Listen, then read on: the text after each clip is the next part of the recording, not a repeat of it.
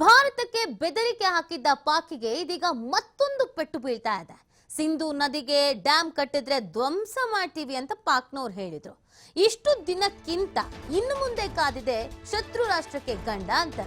ಇನ್ಮೇಲಿದೆ ಮಾರಿ ಹಬ್ಬ ಅಂತಾರಲ್ಲ, ಹಂಗಾಗ್ಬಿಟ್ಟಿದೆ. ಪಾಕ್ಗೆ ಝೀಲಂ ನದಿ ನೀರನ್ನ ಬಂದ್ ಮಾಡಿದೆ ಭಾರತ. ಪಾಕ್ ಸಚಿವ ಕ್ವಾಜಾ ಬೆದರಿಕೆ ಹಾಕಿದ ಮರುದಿನವೇ ಭಾರತ ಈ ಒಂದು ಶಾಕ್ ಅನ್ನ ಪಾಕಿಸ್ತಾನಕ್ಕೆ ಗಿಫ್ಟ್ ಆಗಿ ನೀಡ್ತಾ ಇರೋದು. ಜೊತೆಗೆ ಕಿಶನ್ ಗಂಗಾ ಅಣೆಕಟ್ಟಿನಿಂದಲೂ ಕೂಡ ನೀರನ್ನ ಬಂದ್ ಮಾಡಿಬಿಟ್ಟಿದ್ದಾರೆ. ಬಾಗ್ಲಿಹಾರ್ ಜಲಾಶಯದಿಂದಲೂ ಕೂಡ ಪಾಕ್ಗೆ ನೀರು ಸ್ಥಗಿತ ಆಗಿದೆ. ಜಮ್ಮು ಮತ್ತು ಕಾಶ್ಮೀರದ ರಾಂಬನ್ ಬಳಿ ಇರುವಂತಹ ಜಲಾಶಯ. ಭಾರತದ ಈ ಜಲ ಯುದ್ಧಕ್ಕೆ ಪಾಕ್ ಕಂಗಾಲಾಗಿ ವಿಲ ವಿಲ ಅಂತ ಒದ್ದಾಡ್ತಾ ಇದೆ. ಪಾಕಿಸ್ತಾನಿಗಳು ಇದನ್ನು ಊಹಿಸಿರ್ಲಿಲ್ಲ. ಈ ತರದೊಂದು ನಿರ್ಧಾರಗಳನ್ನ ಭಾರತ ಪ್ರಕಟಿಸುತ್ತೆ ಅಥವಾ ತೆಗೆದುಕೊಳ್ಳುತ್ತೆ ಅಂತ. ನೀರು ಬಿಡ್ಲಿಲ್ಲ ಅಂದ್ರೆ ಹಂಗ್ ಮಾಡ್ತೀವಿ ಹಿಂಗ್ ಮಾಡ್ತೀವಿ ಅಂತ ಇನ್ನು ಬೆದರಿಕೆ ಹಾಕೋದ್ರಲ್ಲೇ ಗೆದ್ದು. ಆದ್ರೆ ಇನ್ನು ಏನ್ ಮಾಡ್ಬೋದು ಅಂತ ಭಾರತ ಯೋಚಿಸೋದ್ರಲ್ಲಿ ಇತ್ತು. ಮಾತು ಕಮ್ಮಿ, ಕೆಲಸ ಜಾಸ್ತಿ ಭಾರತದ್ದು. ನೀವು ಮಾತಾಡ್ತಾನೇ ಇರಿ, ನಾವ್ ಏನೇನು ಮಾಡ್ಬೇಕು ಅದನ್ನ ಮಾಡ್ತಾ ಇರ್ತೀವಿ ಅಂತ ಭಾರತ ಇದೀಗ ಮಾಸ್ಟರ್ ಸ್ಟ್ರೋಕ್ ಅನ್ನ ನೀಡ್ತಾ ಇರೋದು. ವಾಟರ್ ಸ್ಟ್ರೋಕ್ ಇದು. ಪಾಕಿಗೆ ಮರ್ಮಾಘಾತ ಆಗ್ತಾ ಇದೆ.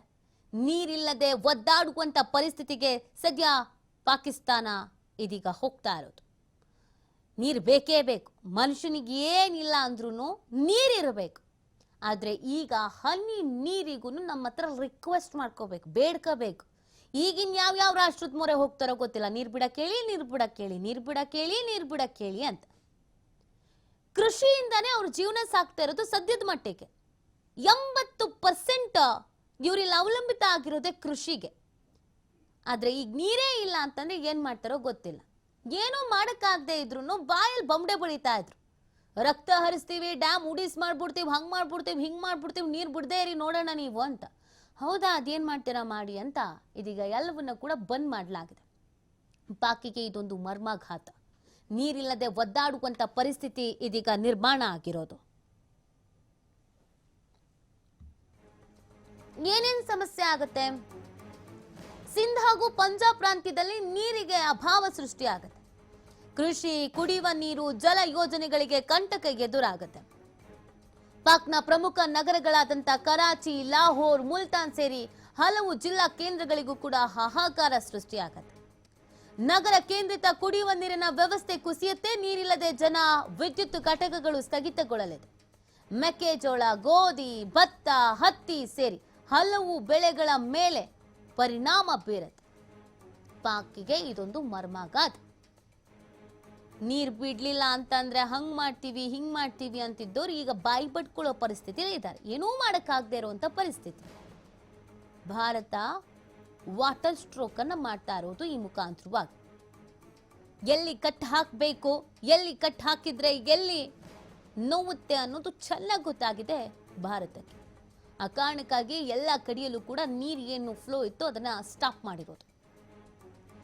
ಕೆಲವು ದಿನಗಳ ಮಟ್ಟಿಗೆ ಸಮಸ್ಯೆ ಇಲ್ಲದೆ ಇದ್ರೂ 1 ತಿಂಗಳು 15 ದಿನ ಈ ತರದ ನಿರ್ಧಾರವನ್ನ ಹಾಗೇ ತೆಗೆದುಕೊಂಡಿತ್ತು ಅಂತಂದ್ರೆ ಭಾರತ ಖಂಡಿತವಾಗಿಯೂ ಪಾಕಿಸ್ತಾನಕ್ಕೆ ಕುಡಿಯೋಕ್ಕೂ ನೀರಿರಲ್ಲ ಅಂತ ಪರಿಸ್ಥಿತಿ ಬಂದ್ಬಿಡುತ್ತೆ.